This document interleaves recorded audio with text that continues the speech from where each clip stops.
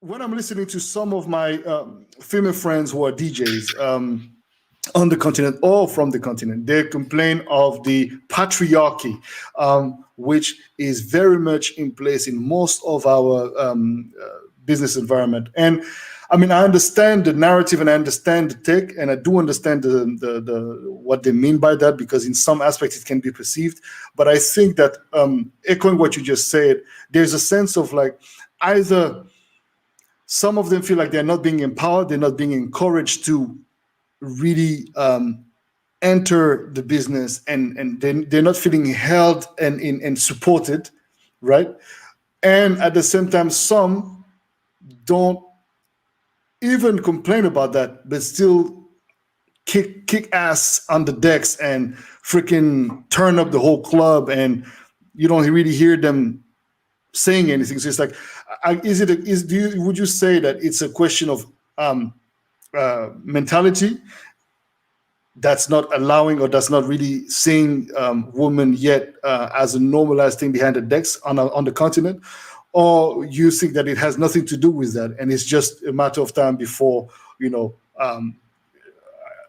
the whole nightlife, the whole industry gets a little bit more inclusive? Or is it already inclusive? I mean, that's pretty much, it's a long question, but yeah.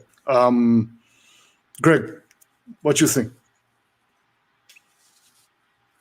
So, for me, this issue is multi-layered, right? And I think that sometimes we want to apply one solution, to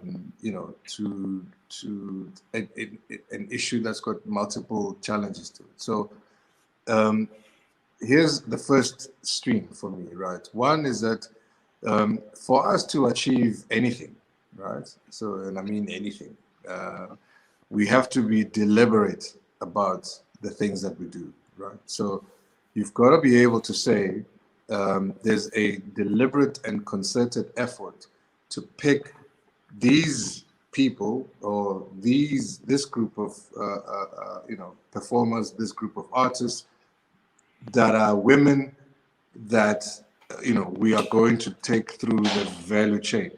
I think the most important thing to understand is that in the music industry, there are a number of things that you've got to think about. So one is that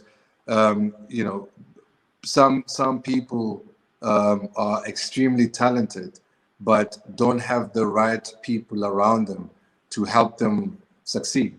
And some people are mediocre, but have really great marketing behind them, and they just flourish. So and the issue around women is not just in the music industry; it's right across the different industries. So how do you deal with that from that perspective? So and I want to narrow it between, or try and think about it from an African and European perspective. The opportunity in Africa, for me, where women are concerned, is that what the African male has not succeeded in doing is digging deep and developing an audience, okay? And what I mean by that is you've got to cultivate an audience, from its roots, right? And not want to share in a small slither of people that are followers of this one, or followers of that one, or followers of, so, when you say, I want to break into the industry, what does that mean? Does that mean that you want to be seen to DJ with these people, or those people are being booked by these particular clubs? Or are you sitting back and saying, if I had to be honest with myself, what is the size of the clubbing industry in Johannesburg, as an example, right? How many people go to clubs? And is that number of people equal to the number of people that love the music? And what you will find is that it's that answer is no, right? Because there's only so many people that can access a club. One, because of money. Two, because of age. 3, etc. And I'm talking in a normal situation now. Yeah, of course. But now you've got this, tech, which is an equalizer, right? Equalizer in a sense that now it's really about what people are capable of doing. So what are you able to do that you can present as, a showcase talent, something that you bring to the world. But more importantly, then, is that the guys who have made it in the game have got to be very deliberate about, promoting someone who is very serious about the game, who has shown talent and resilience.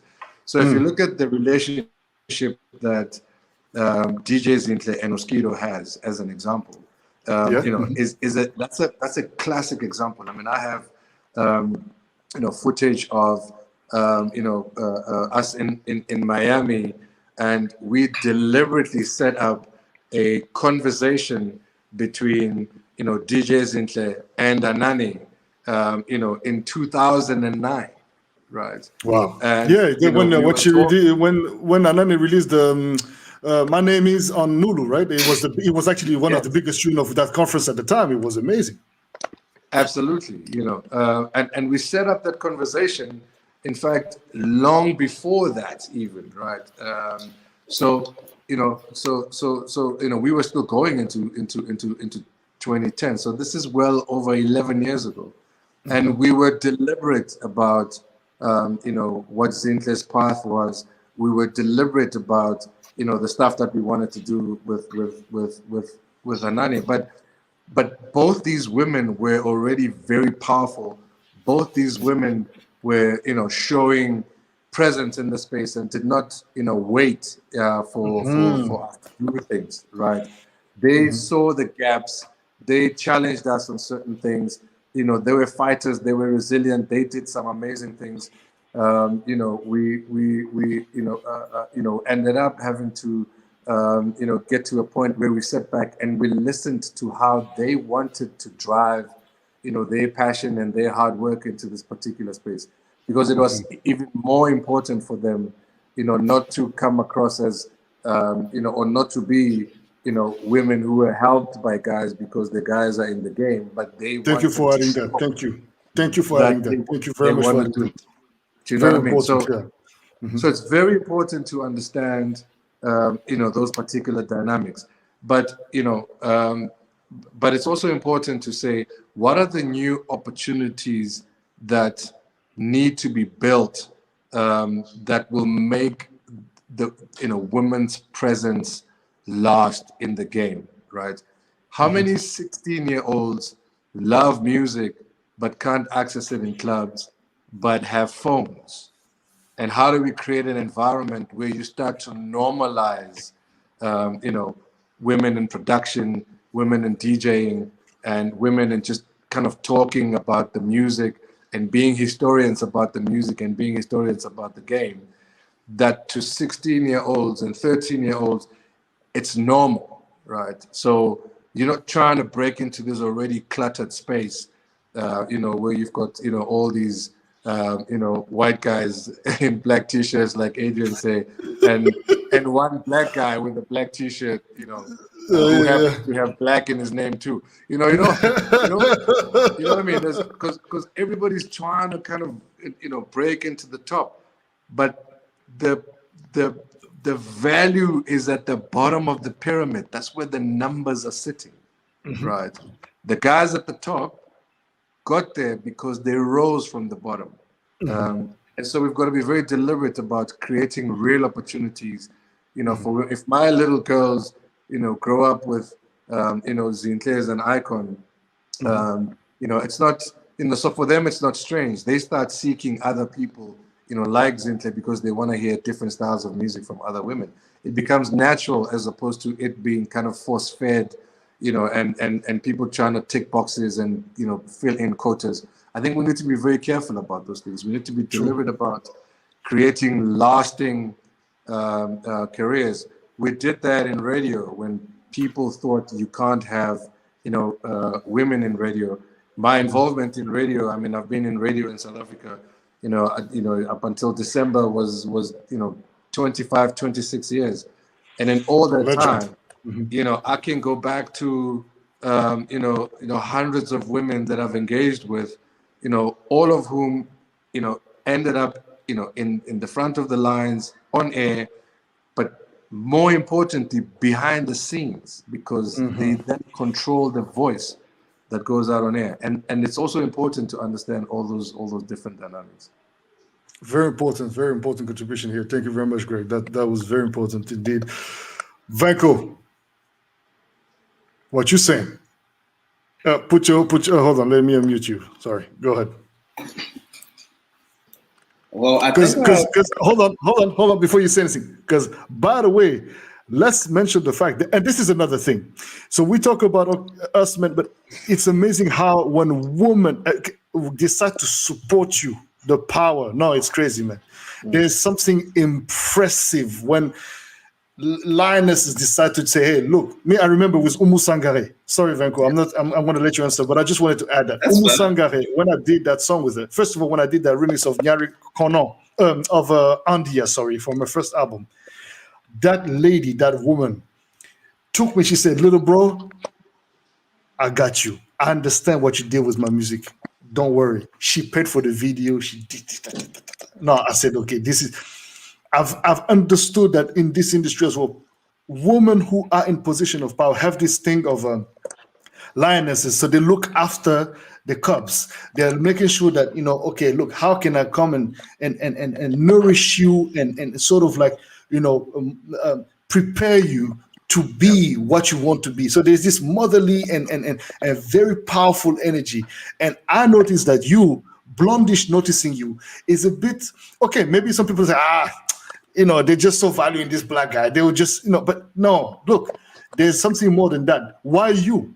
Why specifically you? Why? What in your music touched them in the way they did, and they decided to say, you know what? Look, let's give this brother some light.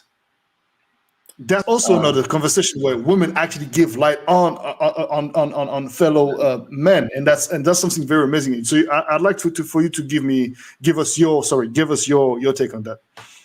Yeah, I also like what you just said, that when women support your craft, it's amazing. A simple thing. I mean, I could repost your song on Instagram, and then and some lady or any other lady can take a snap listening to your song.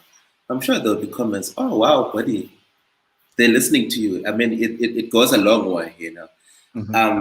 So to answer your question, I think it comes down to personality, character, and what you represent, you know. And it goes, we all come from different backgrounds. Yeah. For me, I'll speak for myself. I was raised by a single mom, so I value like women. You know, for me, I value women. I have that level of respect, not to say anything for other people. So it comes down to how you make other women feel when you engage with them or talk with them. It goes a long way. So I think that's very important, you know. And then if the energy is great, then you share this great energy, and you and you come up with great ideas, and then you move on into other space, you know. Absolutely. Yes, and then moving on to the blondish, like for instance, like the blondish talk. It was more of a mutual and a respectful talk between them, and also realizing what I represent. I guess it's the energy aspect of it. Yeah. It goes also a long way. And if there's no respect or some kind of valuing in it, which is organic, you don't have to pretend or anything. They can sense them. They're lioness, like you've said. Of course. You know, they can pick up. And yeah, As Ivo was saying, the way they're connected with the emotions is so much more authentic than us. So you yes. can't play, you can't fake the funk. And Exactly. to add on to what you were saying about working with women and women being recognized in the industry, Adrien Saint Ivo have basically said the same thing. They didn't have a voice before, and now that they have a voice, what's next? I think it has to stop about saying it's a lady. The lady is great. She's great. She needs to play here. You must give an opportunity. She needs this deal. She needs this endorsement. It doesn't matter that we need to have males. So it's just about the craft because they're talented. So one of the things that I'm involved in and been proactive in is an event called Light Up that we formed with Mr. Joe. So that event is called Light Up. So we've been doing about 6 episodes.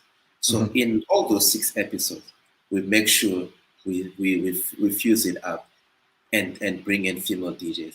And this is not, and we're not bringing female DJs in the notion of saying we just want a female DJ because they're great. They're dope. That's it. That's it. Talents. Yeah. Great 100%. music, great energy, great set. You play. That's it. Easy. So one of the girls I've brought Tandy Dry who's been proactive in the industry. 10 Oceans, Desiree. Very talented. Shout out to Tandy Dry. Shout out to Tandy Dry. And a lot of them, Devin Gogo, Desiree, and Nani. So they're great. Yeah, man. They're great. They're good. So yeah, that's just my take. Appreciate that take, man. Brother Cuebur, what's your take? What's your contribution to this one as we're coming to a wrap up of this conversation? I've recently joined a friend of mine. His name is Boki Alt, a very good DJ and producer. In the mission of training female DJs, because you can see there's a lot of women who are interested in this whole thing of DJing. So my contribution to that is also giving lessons with production, because there's not a lot of women who are into production, not a lot of women who are into engineering and mastering. And so it's sharing that, or teaching them how to produce, teaching them how to engineer, master, all that other stuff is my contribution. And what else can I add? There's really not much I could say, because basically everyone, Krotman, Greg, Vanco, all of you guys have covered everything into one circle. But then also I've been having this thing for the longest time. Like, when will we stop saying female DJs and just recognize them as DJs? Thank you very much. Thank you very much. You know? Thank you very And much. also they themselves, they shouldn't introduce themselves like I'm a female DJ, because I find a lot of girls who are like, maybe they DM me wanting to be put on a show or something. Maybe Vanco, you have experienced this, where they're like, yo man, I'm a female DJ. Why don't you just say DJ. I'm a DJ? You know, because we the only thing that separates us is only our genitalia, only. You know, but everything else, DJing is like a skill that anyone can acquire with lots of practice. You know, so you're a DJ at the end of the day. It's the same with producing. Don't say I'm a female producer, I'm a female this. You are a producer. You are a DJ. You are a mastering engineer. You know, so also I would like to encourage all the women, aspiring producers, DJs, to have that thought that you are a producer, you are a DJ, you're not a female this, female that. So I guess you feel like the fact that they're adding the term female is isolating them more, or creating a little bit more of a like they're boxing themselves into, they're boxing themselves. Okay. They're boxing themselves. Like, I don't know if you approach someone and say you're a female DJ, what does that person have to feel? How does that person have to feel about you saying that you're female this, you're a female that? It's like saying you're a female sailor. You're a sailor. That's it. You know, you're a sailor. So I get it. So it's one of those things. Well, fantastic. Brother. Go ahead, brother. I'm sorry, I just want to jump in and please. Yes. You know, it's so we also have to understand the struggles that women face. I think one of the big challenges as men is we always kind of very naturally talk from a point of authority as if we know. That's true. And I think what we should do is open ourselves up to learning, right, about things. 100%. But also, if you're going to, want to be inclusive, right, in any space, in any industry, what you have to think about is not, the labels or all these things. It's essentially about re-engineering the space. This is what the big challenge is, and this is what people are not having discussions about. I'll give you one example. When you have women in your employ, as an executive or as a team member, you've got to think about the many different phases, right? Indeed. So if two members in a team of 10, and it's 6 women and 4 guys, if 2 members of the team fall pregnant and they have to go and have children, there are very few companies that have thought about what the impact is in that particular space and how do you mitigate for that particular factor, right? Yeah. And how do you make it comfortable for women to very freely, when they've decided it's time to have a family, I can just go and have a family, and this is not going to risk my business. So in the way that corporations are designed, in the way that, it's the same as, how buildings have had to change, to be able to cater for people who were disabled. I mean, back in the day, no one cared.